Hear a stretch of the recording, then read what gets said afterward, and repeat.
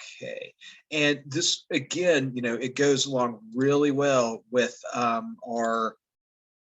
the lesson we just did in social studies. So the other thing with you know do they have evidence to support the argument? Is, are they using good evidence and relevant evidence, which we've hit on a little bit the last couple lessons. So in Unit 2, Lesson 6, classify valid and invalid evidence today. So what we're going to be doing by the time we complete this lesson, you're going to be able to identify valid evidence directly related to a claim, identify reliable evidence that comes from trustworthy source, right? Is it valid?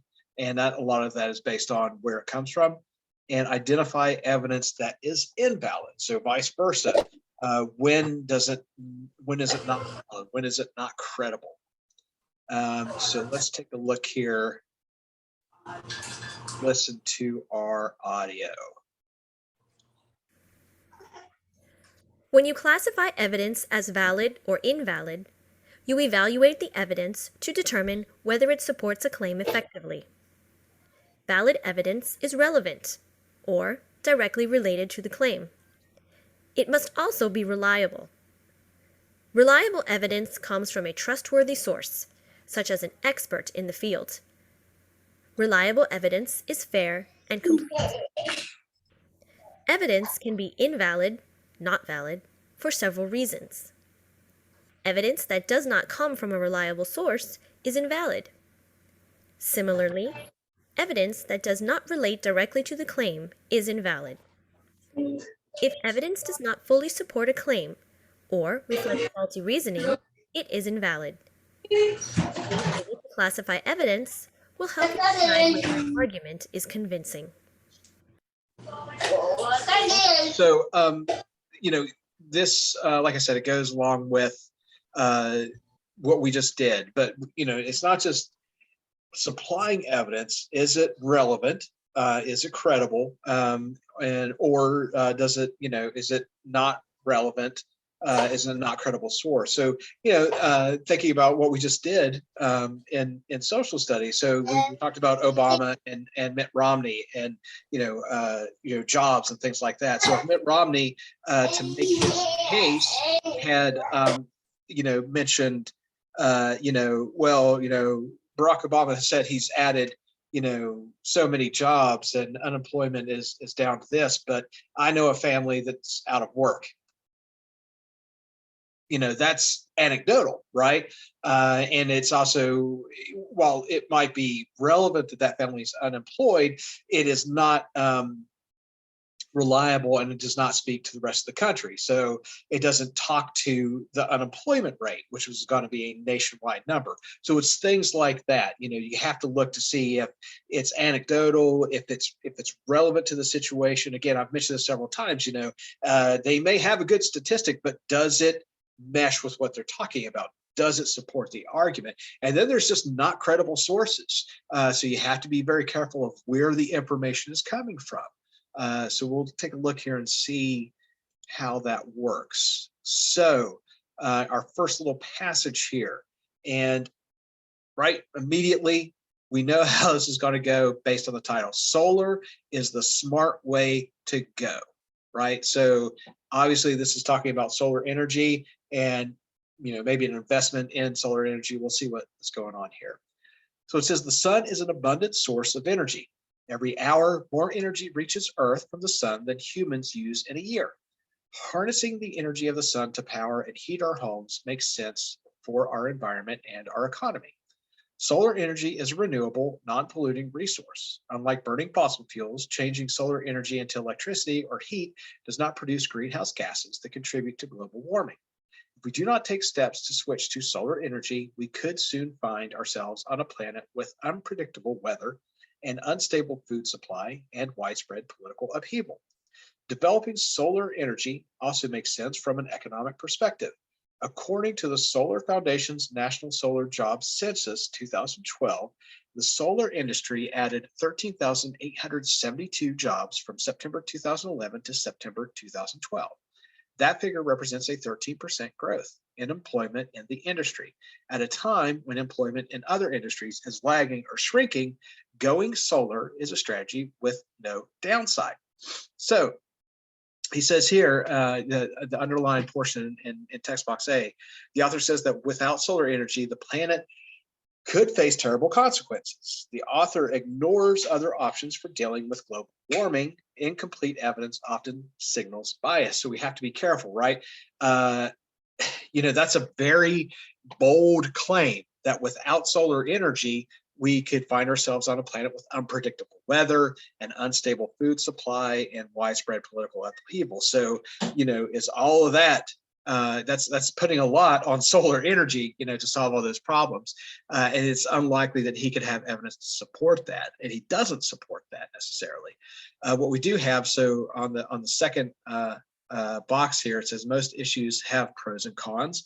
The statement suggests that the author is ignoring opposing viewpoints and the evidence is likely incomplete. So, he doesn't really state anything about the opposing viewpoints, why we might not want to use solar energy. And there's certainly, some cases to be made or arguments that people make against it. And he's saying at a time when employment in other industries is lagging or shrinking, going solar is a strategy with no downside. It's hard to believe that there's not some downside somewhere, somehow to solar energy.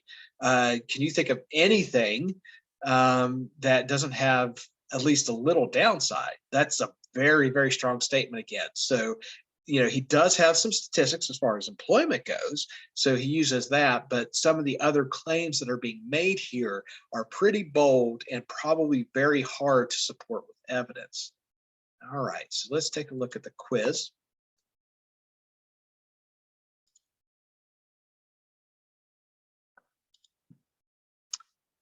So on our box here, it says, remember that appeals to emotion or ethics are not necessarily invalid forms of evidence. However, consider whether support would be strengthened if the author included facts or specific information. Right, so you have to take that into account too. Remember, appeal to ethics would be using it's an expert opinion, not necessarily more evidence. But if he had like an electrical engineer or somebody that worked in the solar industry, he took a quote from, or somebody from the Department of Energy that he took a quote from, that would be an appeal to ethics. Okay, so number one, Etta, could you read question 1 for us? Okay. Which statement, excuse me, which statement is valid evidence in support of the author's argument that solar energy is good for the economy? A, every hour more energy reaches the earth from the sun than humans use in a year. B, developing solar energy also makes sense from an economic perspective. C, the solar industry added 13,872 jobs from September 2011 to September 2012, or D, at a time when employment in other industries is lagging or shrinking, going solar is a strategy with no downside.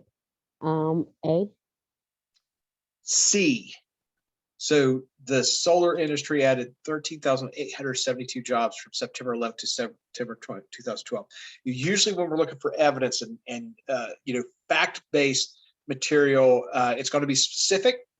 It's not always going to have numbers involved, but you should look for things that talk in specifics. In this case, we have like a particular year, right? We have from 2011 to 2012. And then we have a number here of how many jobs it added.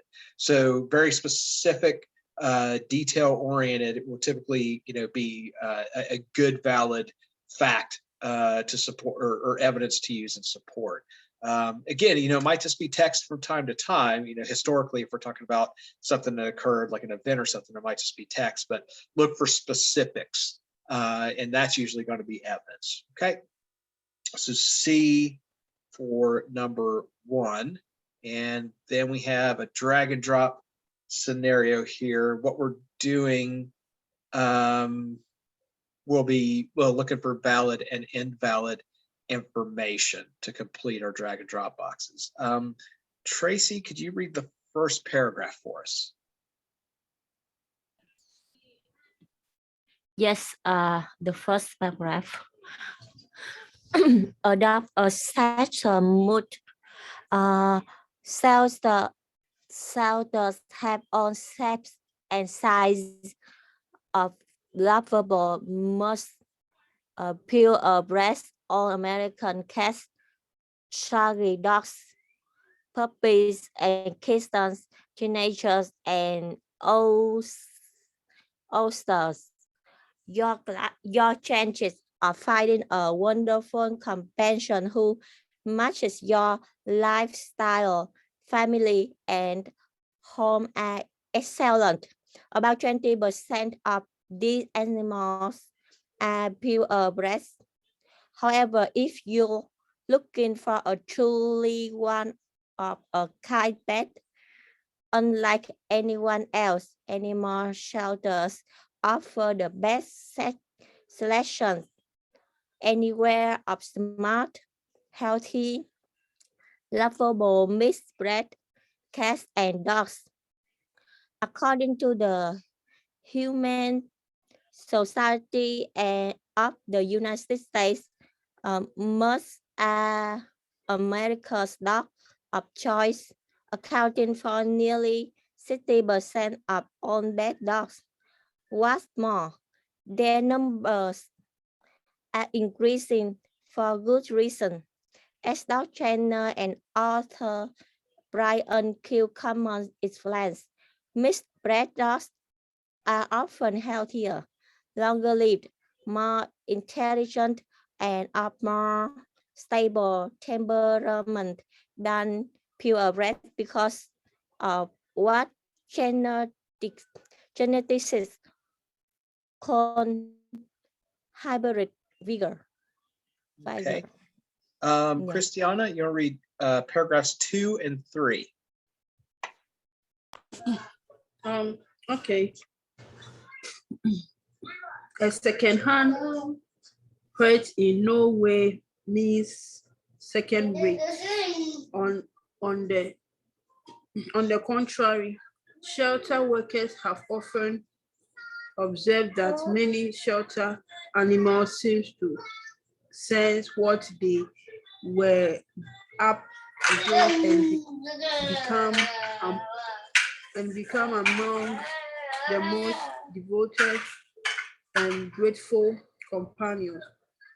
Dogs, cats, and small mammals like guinea pigs, rabbits, and rats end up in shelters because of circumstances beyond their control. They are victims of a death, illness, divorce, or a move that did not include them, or they were displaced by a new baby, or their owners just didn't learn how to train them. Now, should I add a paragraph? Okay. The simple fact is that there are many more animals needing adoption than there are homes for. So when you adopt from a shelter, you become part of the solution to the overpopulation crisis. Okay. That's from the APSO or APS of Durham.org. Why adopt a shelter pet? 2003. Now we're going to drag and drop. So we have 4 boxes. We have 4 boxes down here. So we have 2 invalid statements and 2 valid statements. So thinking about the overall idea here, it says adopt a shelter mutt, right? So that's the sort of the main idea. And why adopt a shelter pet? is the original title of the article. So what would be invalid?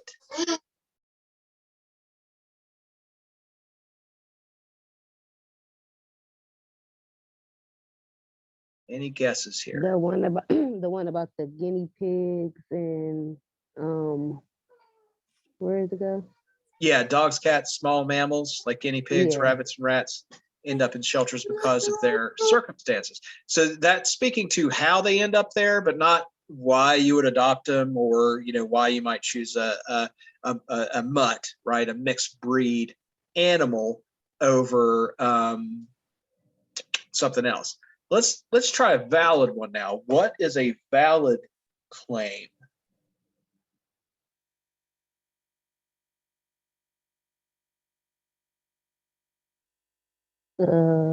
The one about the dog trainer and author Brian explains mixed breed dogs are often healthier. Yeah. So that's a valid claim because he's an expert basically, and he's talking about these animals and they're healthy and they're long lived. So let's go back to invalid. Out of those two, what was seen more invalid? This one might be tricky.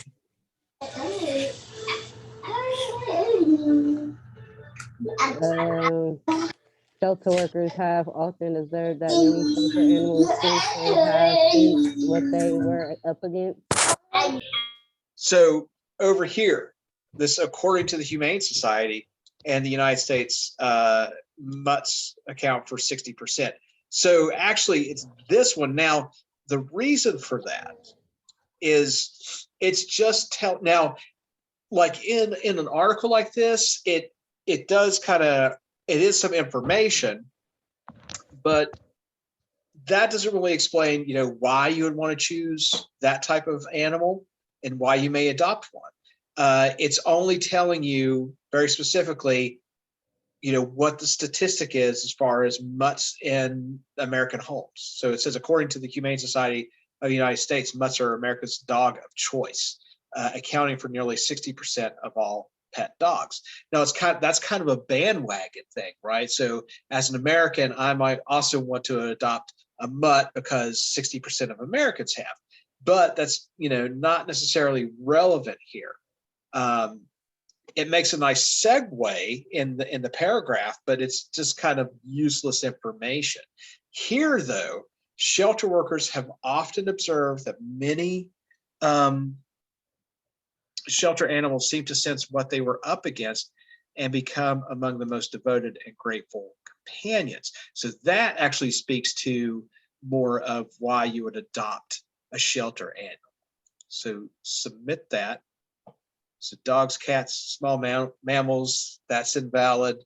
According to the Humane Society, 60%, that's also invalid because it doesn't mean I would want to adopt one, right? You have to think about they're trying to, the purpose of the writing is to get people to adopt shelter animals and particularly mutts. But that's not necessarily relevant. Just because they're 60% doesn't mean that that's the choice for me or why I would want to choose one. All right, and that is our quiz, 1 and 2. 1 was C. And then our drag and drop boxes. So everybody caught up here with the drag and drop? All right, so we'll move on. All right, and then on to the workbook. All right. So evidence that an author uses to support a claim should be from a reliable source. That is a source that is trustworthy, such as an expert on the topic. Evidence should be complete and accurately reflect both sides of an argument. Evidence should be relevant or directly related to the claim. Evidence that is reliable, complete, and relevant is valid. Evidence that is unreliable, incomplete, or irrelevant is invalid, right? So if it's invalid, it means it comes from a source that you might not trust. You want to make sure that it's an expert. incomplete. If it doesn't give you all, like an anecdotal thing, like I was talking about, if it doesn't speak to the larger statistic about an issue, if it's a very specific number that only talks about like a portion of population or something like that, that may be incomplete information or simply irrelevant. If it's, if I was started talking about buying goldfish in a pet store during that last passage about adopting animals, then that would be completely irrelevant. So that is invalid. Okay, and so now back to wind power. And it looks like we have something in opposition based on the title, right? It says wind power is a daydream. So we can start wrapping our head around the idea that this is going to oppose solar or wind power. I'm sorry, not solar power, but wind power. And it says environmentalists like to claim that wind power could replace traditional energy sources, but the drawbacks of wind power far outweigh any supposed benefits. American taxpayers should not be forced to pay for subsidies to support this immature technology. Traditional power plants produce a steady supply of electricity. Wind turbines, however, produce electricity only when the wind is blowing. During windless periods, backup power plants must fill the gap to provide electricity. Furthermore, areas with the steadiest wind are usually far from the cities and communities that use electricity. The New York Times notes that in Texas, the leading state for wind power production, the wind is strongest hundreds of miles from big cities. Building lines to transmit the electricity from wind turbines to communities is an expensive endeavor.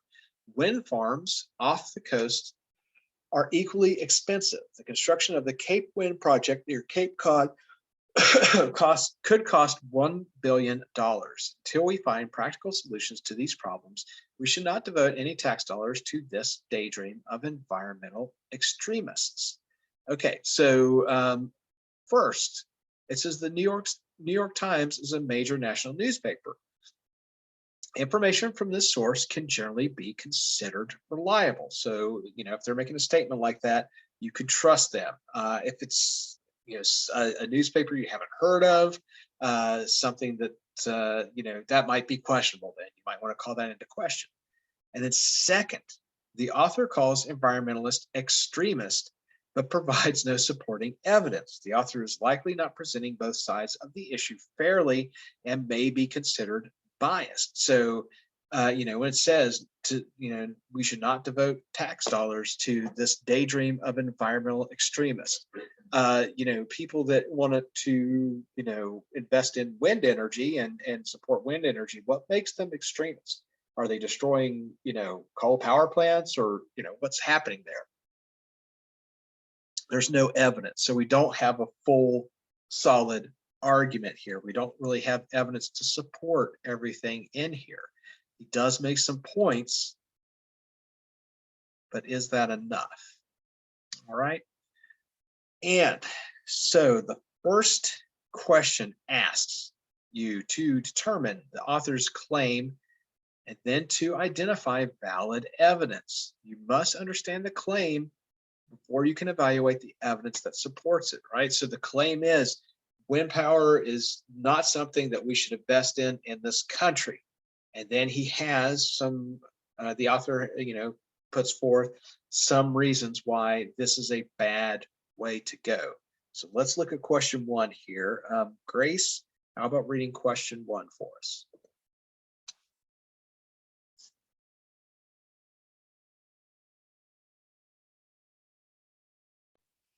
Okay. Which data is valid evidence that supports the author's claim?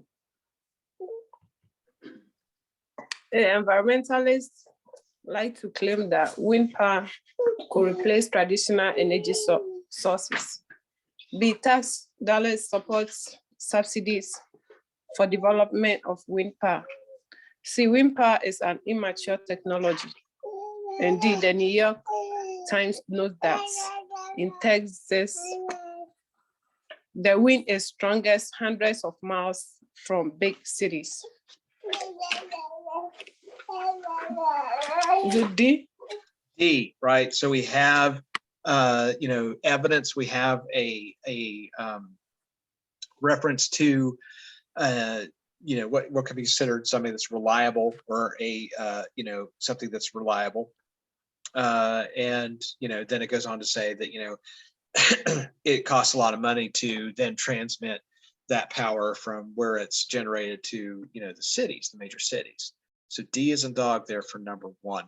And the other ones, he doesn't really have valid evidence for. Wind power is an immature technology. He would need something to show that we haven't advanced that technology enough. He doesn't say anything about that. Tax dollars support subsidies for development of wind power.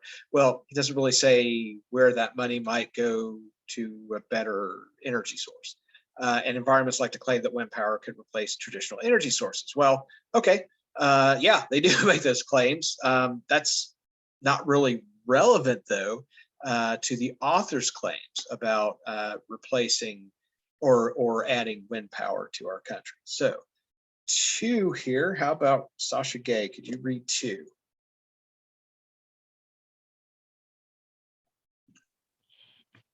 It says, which type of evidence would most strengthen the claim that the drawback of wind power outweighs the benefits? A, responses that address some of the benefits of wind power. Sorry. B, examples of environmentalists, examples of how environmentalists can be extremists. C, additional data about the cost of constructing wind farms.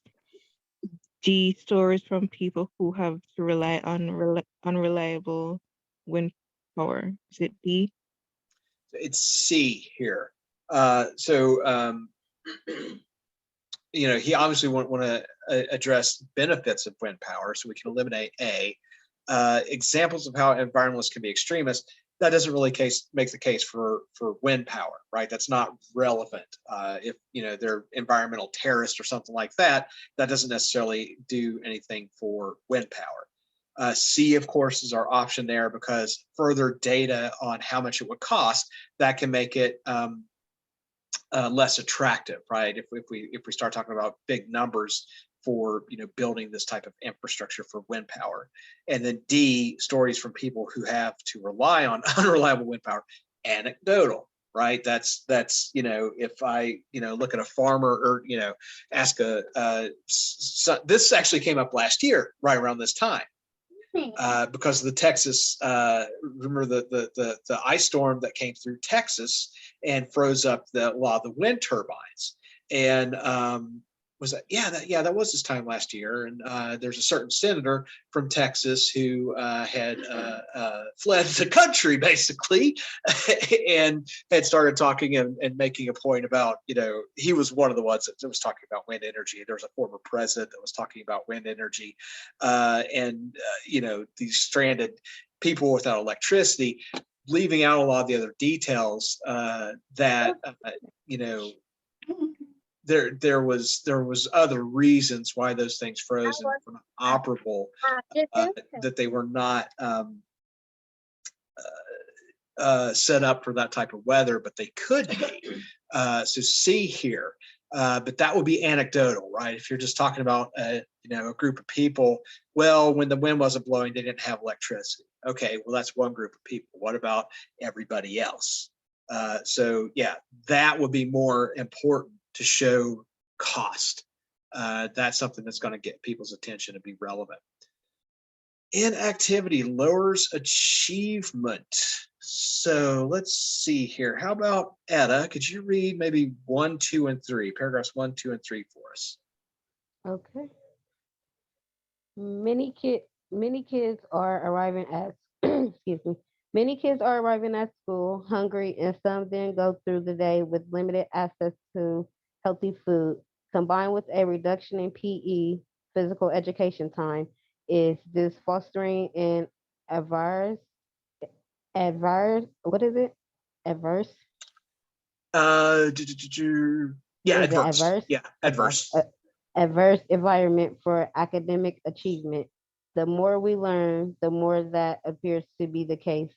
Just examines the exiting body research in our report the wellness impact, enhancing academic success through healthy school environments, released by the Gen Youth Foundation, National Dairy Council, American College of Sports Medicine, and American School Health Association. Physical activity during the school day continues to decrease to the point where 75% of high school students aren't active for the recommended hour a day.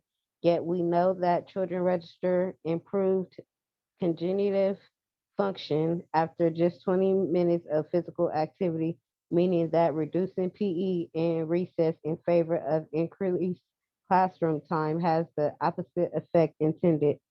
Physical activity helps turn on the areas of the brain needed to learn. Okay. Tracy, could you read 4 and 5 for us?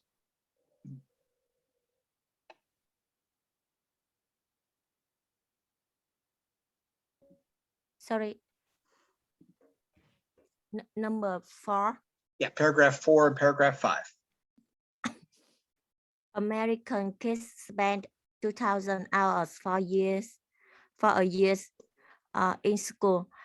That's just 80 hours shy of what we others put in if we work 40 hours per week every week of the years.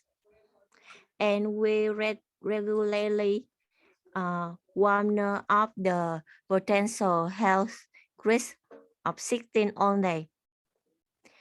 Yet children sit at desks for hours on end, and we expect them to try. Just how productive would you be if you started the day without breakfast and slowly rotated from one possibly uncomfortable desk to another? No coffee breaks, no working to lunch, no snacks at your desk.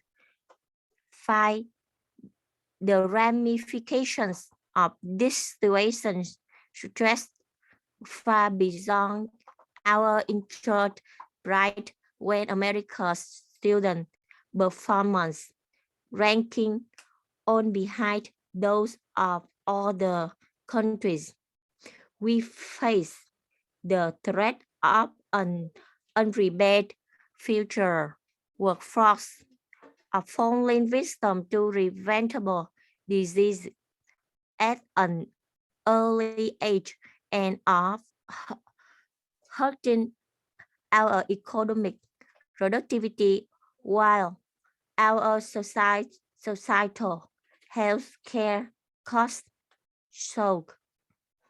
As we look at our current generation, there is a risk that they will not reach their full potential, and a serious likelihood that they will have a shorter life expectancy than their parents. The question, what is one reason? The author likely assumes readers will consider the evidence in this passage reliable. A, the passage derives personal experiences. B, the evidence includes statistics. C, the author is the medical doctor. D, the facts come from the various sources.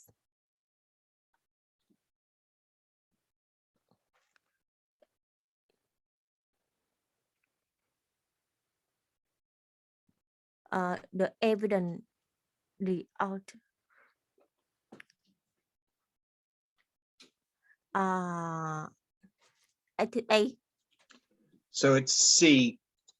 In this case, he's a medical doctor. So let's see here where he mentions that. What is that? At the bottom, it says that is David Satcher, MD, at the bottom. Okay. So yeah, so that's sort of an appeal to ethics. He does use statistics, but there's also a reliance on his experience and his expertise here. So C, as in cat, for number 3. He's a medical doctor. All right, and then 4, number 4. How about Christiana? You want to read number 4?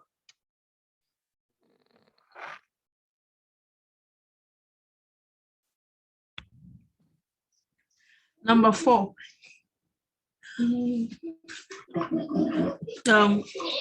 detail from the passage support the claim that students will likely do better in school if they have more physical activity? 75% of high school students aren't active for the recommended hour a day. B, children register approved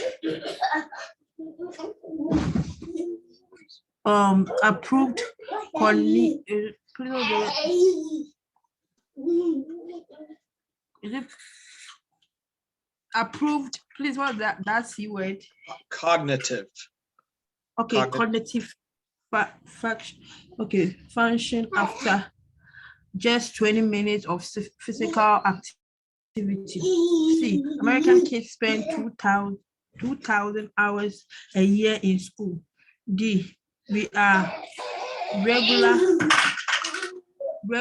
warned of potential health risk of sitting all day.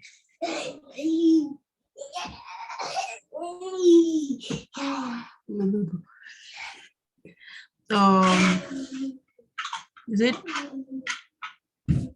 A or B? It's B. B as a boy. So that talks specifically and directly at the idea of better performance in school. So cognitive function, talking about the function of your brain, your thinking, and activity. So he's relating activity level to cognitive function. The other ones, 75% of high school students aren't active for the recommended hour a day. So that doesn't necessarily speak to their performance, in the classroom. It is a concern, overall, but it's not speaking to classroom performance. C, American kids spend 2,000 hours a year in school. Nothing related necessarily to, physical activity and cognitive function like the other one. And then we're warned of potential health risks of sitting all day. Not specific enough. And it doesn't talk about, again, better achievement in the classroom, which is the idea here. So B as a boy for number 4. Then number 5, we have our same passage. Grace, could you read number 5?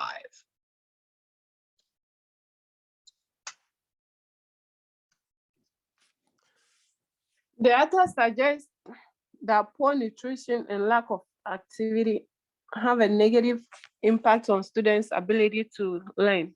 What type of evidence will best strengthen this claim? A quotation from nutrition expert about how diet affects overall health. B, information from reports about the effect of the length of the school day on test scores. C, data showing a link between decreased PA time and reduced test scores. And D, stories from students about how healthier meals and more activity improve their grades.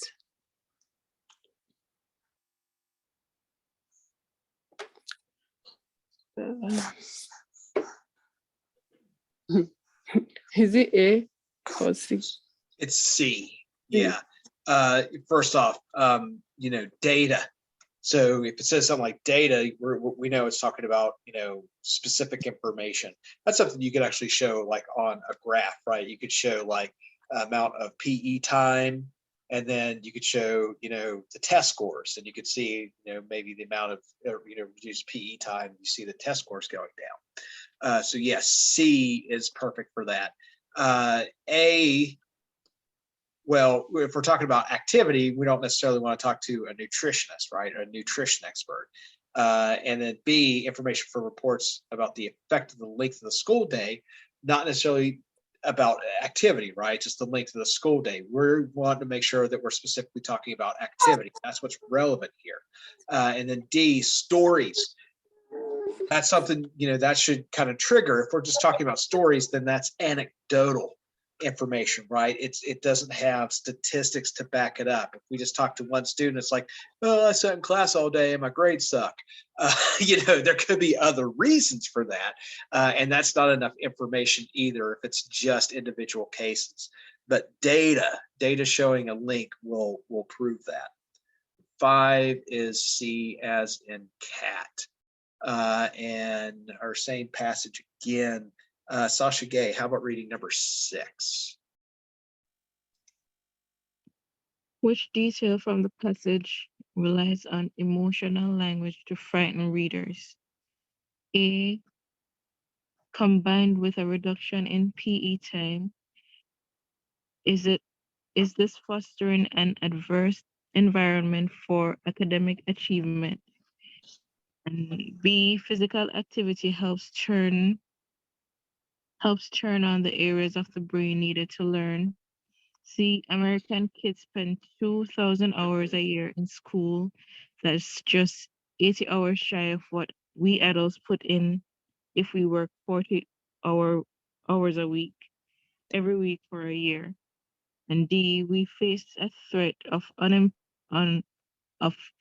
unprepared future workforce, of falling victim to preventable disease at an earlier age, and for hurting our economic productivity while our societal health care costs soar. Is it D? It's D. So think about the language, right? The picture that he's painting. We face the threat of an unprepared workforce, and a falling victim to preventable diseases at an early age, and of hurting our economic productivity while our societal health care costs soar. So he's painting this picture of the future where all that's possible. So it's wants to get the attention of the reader and be like, oh no, we can't let this happen. We need more PE time in our classrooms. So or during the school day. That really speaks to sort of that emotional appeal. The other ones actually offer, in some cases, we have just straightforward data and sort of statistical information, but nothing really that is warning you, right? This D, we face this threat. That's a warning put out there that's trying to instill some fear in the reader. So D as in dog. And really credible articles sometimes will use that. We'll use an appeal to emotion. So you got to look for those too. Even if they do have evidence to back it up and everything else, they may also appeal to emotion. 7, we've got a new passage again. This one's exotic animals are not pets. Etta, you want to read paragraphs 1 through 3 again for us? Okay. Exotic animals are not pets. The Humane Society of the United States strongly opposes keeping wild animals as pets.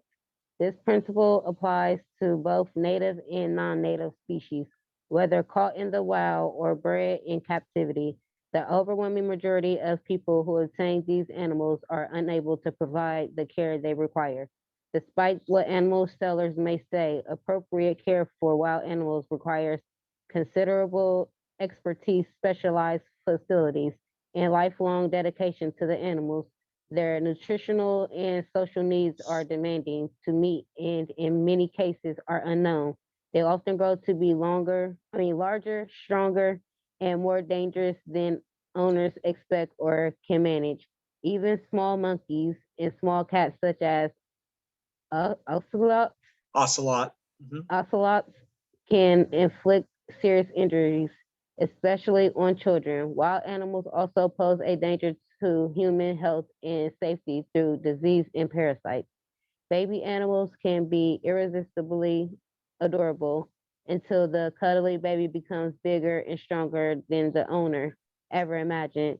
The instinctive behavior of the adult animal replaces the dependent behavior of the juvenile, resulting in biting, scratching, or displaying destructive behaviors without provocation or warning.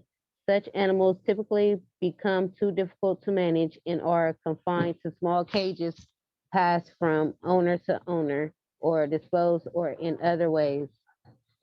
All right, I'll read the last one here. So it says the Centers for Disease Control and Prevention discourages direct contact with wild animals for a simple reason.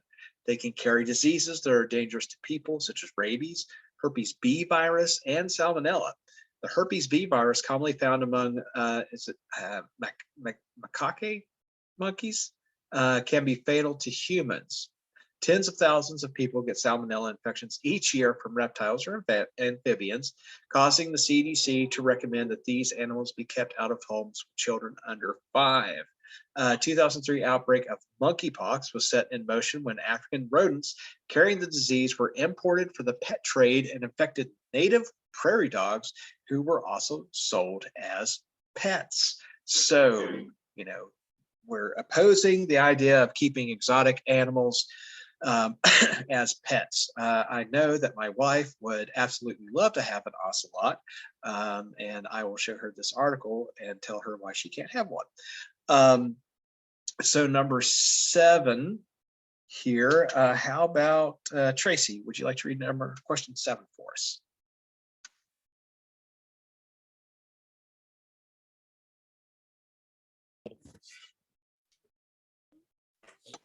Number 7.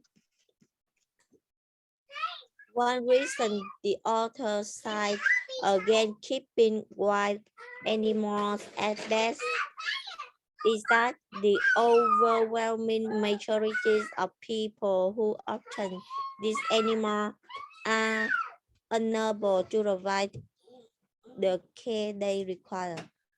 This statement is an example for incomplete evidence because the evidence does not include data about the number of people who own wild animals. B is from the truth unlikely to have knowledge about wild animals kept as pets. C does not take into account wild animals that are bred in captivity. D is not relevant to the claim that people should not keep wild animals as pets.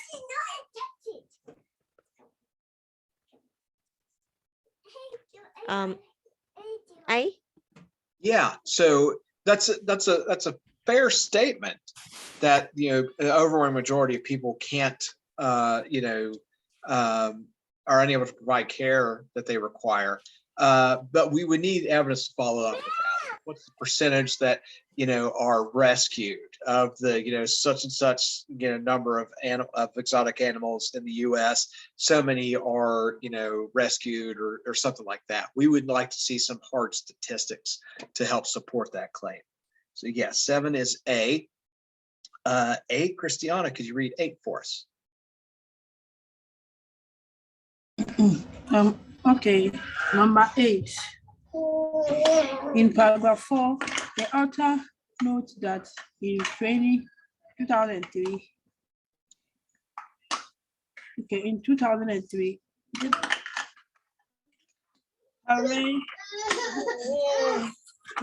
parade dogs sold as pets were part of an outbreak of monkeypox.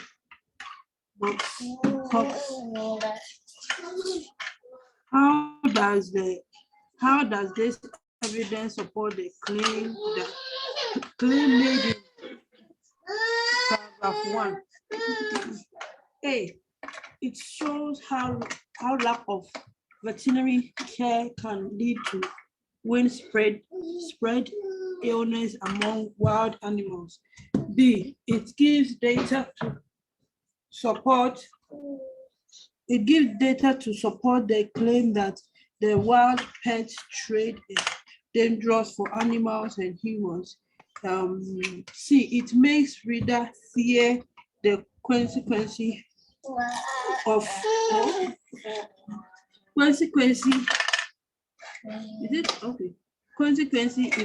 importing animal into the United States, of importing animals into the United States. D, it proves an example of why even wild animals native to the United States should not be kept as pets.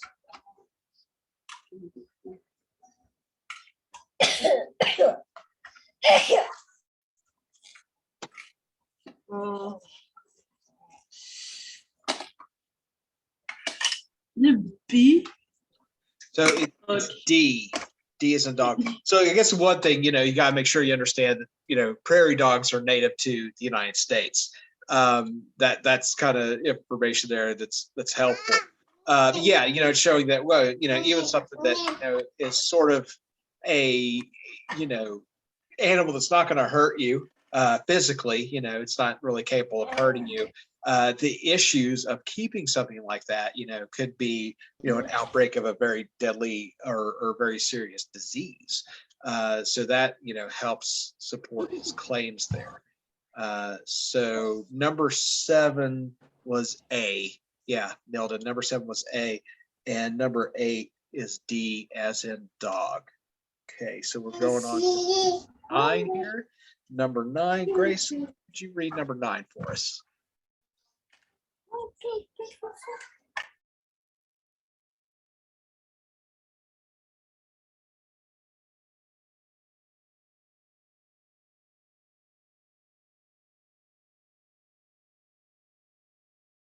Grace, are you there?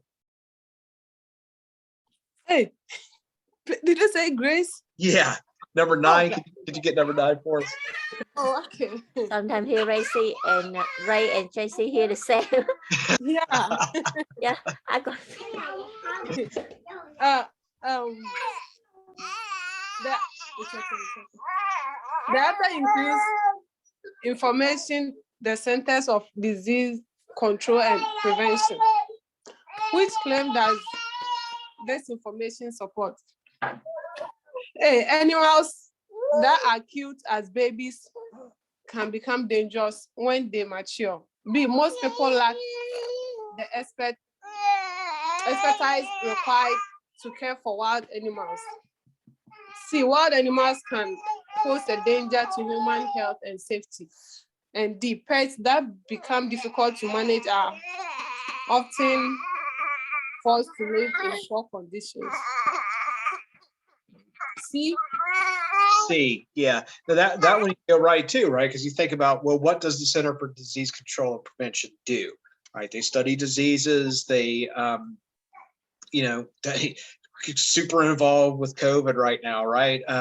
But protecting the welfare and health, in particular of citizens. So if they're cited in something, then you can probably figure it's going to be about human health and safety, right? That is their expertise. So they are helping the claim by adding their expertise that wild animals can pose a danger to human health and safety. 9 is C, and 10, Sasha Gay.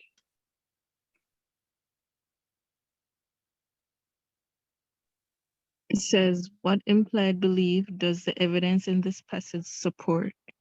A, most people are irresponsible pet owners. B, love cannot replace expertise when caring for a wild animal. C, people with young children should think carefully before getting a pet. And D, zoos are the best place for wild animals. Is D? So it's B, right? So implied means, reading between the lines there. What is not explicitly stated is implied. So the belief, the evidence in the passage support, it mentions, the animals are cute and adorable when they're babies, but they get dangerous and need different types of care as they get older. So there, B, love cannot replace expertise when caring for a wild animal. He makes that, baby animals are irresistibly adorable until cuddly baby becomes bigger and stronger than their owner ever imagined. So B as in boy. All right, I will go ahead and read our next selection here. This is from filmpreservation.org. Why preserve film? And remember our domain extensions there. So org would be an organization, a nonprofit organization. All right, it says movies have documented America for more than 100 years. Since Thomas Edison introduced the movie camera in 1893, amateur and professional filmmakers have used motion pictures to tell stories, record communities, explain the work of business and government, and illustrate current events. They captured, with the immediacy unique to the moving image, how generations of Americans have lived, worked, and dreamed.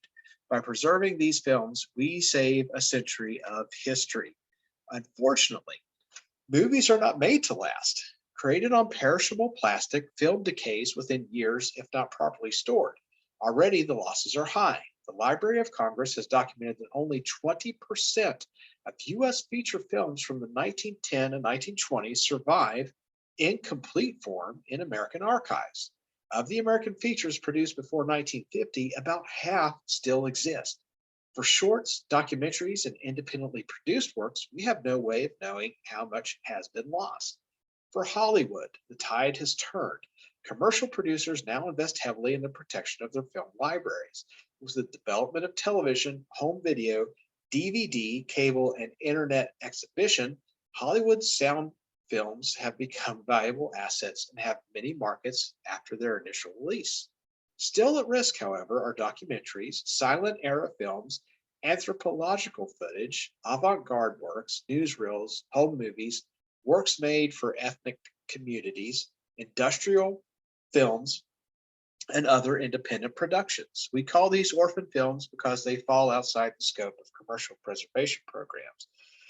Orphan films may document viewpoints, traditions, and places not depicted in the mainstream media and have a cultural value that transcends their simple origins. They often survive as one-of-a-kind copies in archives, libraries, museums, universities, and historical societies. These organizations are the first line of defense for saving American movies made outside of Hollywood. So let's go number 11. Etta, would you like to read number 11? You didn't finish number 5. I'm sorry? I said it was still number 5 right there. By investing in saving film. I didn't pick up on that. I have trouble hearing it. Number 5. Oh, the paragraph? Did I not read it? No. Oh, geez, I'm getting ahead of myself. Yeah, so by investing in saving film on film and storing it properly, we make sure that movies will be here to be studied and enjoyed for years to come. Okay. All right. Yeah, we want to take care of number 11 for us. Okay. It says, which claim is best supported by the evidence in this passage? A, film is the most effective way to capture history. B, the need to preserve early films is urgent. C, Hollywood has contributed to the loss of films. D, saving orphan films could bring financial rewards. A. So B is a boy, right? So that's sort of the main idea, the main argument that's being made here. So we need to preserve film. So we're losing a lot of film because it deteriorates. B is a boy for 11. 12. Tracy, you want to read number 12? Yes, number 12. The statement in paragraph 1 supports the claim that the reservation of film is an important task, which statement best explains why some evidence in paragraph is invalid. A, the evidence does not include accurate detail about how film is used. B, the evidence does not acknowledge or the viewpoint about film. C, the evidence include the outdated testimony or of Thomas Edison. The evidence rely on appeal to reach the sense of patriotism and pride.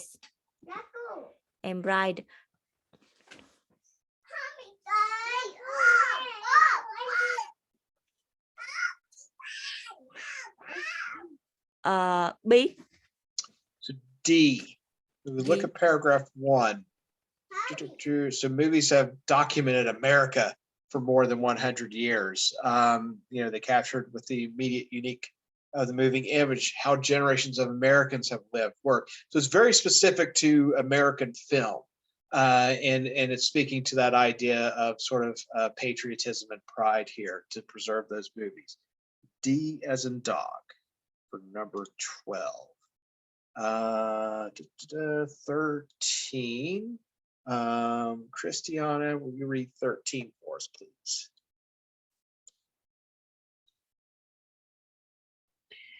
Number 13. In paragraph 2, the author notes the Library of Congress has documented that only 20% of U.S. feature films from the 1910 and 1920s survived in complete form in American archives. Which statement best explain the purpose of this evidence? A, the evidence comes from a reliable source and supports the claim. B, the evidence acknowledged and responds to an opposing viewpoint. C, the evidence provides background information necessary for understanding the claim. It's okay. D, the evidence is likely to have an emotional impact on readers. Is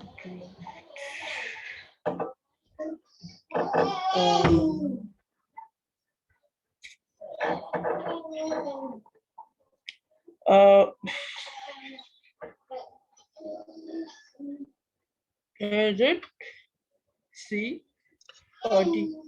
A. So it's from a reliable source, right? It comes from the Library of Congress. So that's an expert.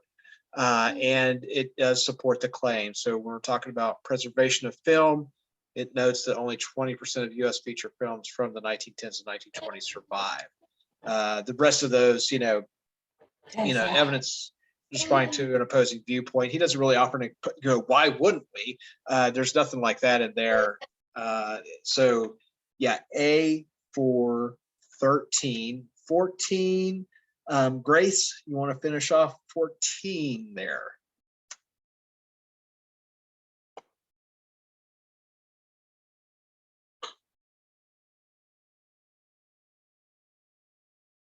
Oh. In paragraph 4, the authors note that orphan films are in greater need of preservation than mainstream Hollywood movies. What additional evidence will prove support for this claim? Data about how many orphan films are made each year. Statement from a film history professor about the importance of orphan films. C, a chart comparing resources spent preserving Hollywood films versus orphan films. And D, descriptions of several orphan films that might be familiar to readers.